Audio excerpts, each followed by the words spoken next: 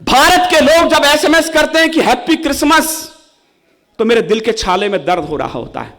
आप सबको सूचना दे रहा हूं, मैं गौरव के साथ सूचना दे रहा हूं। चुटकुलों की कौम बना के छोड़ दिया हमने सिखों को। यह बलिदानों की बड़ी शिलालेख वाली कौम थी। मैंने सुना नहीं है 121 बेटों को ऑथेंटिक फांसी हुई आजादी के संग्राम में। आपकी तालियां इस बलिदान को शायद बड़ा करें। 93 बेटे सिख मां की कोख में दिए थे। यह बलिदानों की बड़ी परंपरा थी। मैंने सुना नहीं इतिहास के अंदर कि ऐसा हुआ हो। यह कौम शीश देकर जन्मी, यह कौम शीश की दानी है।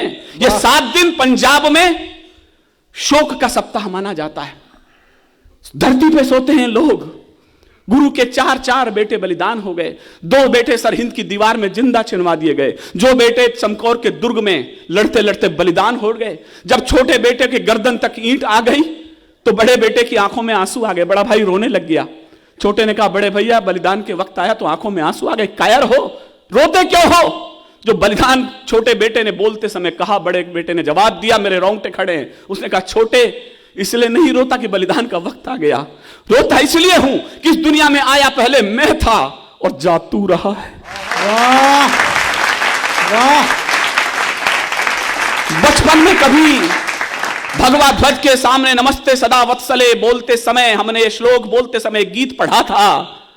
जोरावर जोर से बोला, फतेह सिंह शोर से बोला। कहीं बैठे तो दिया कर रहा बधिया कटेम के लोग, तो जरा मेरे इस लाइन पर अपना साथ दें। फरावर जोर से बोला, फतेह सिंह शोर से बोला, रखो ईंटें भरो गारे, चुनो दीवार हत्यारे, निकलती सांस बोलेगी यही दीवार बोलेगी, हमारे देश की जय हो, हमारे धर्म की जय हो, हमारे देश की जय हो, हमारे धर्म की जय हो।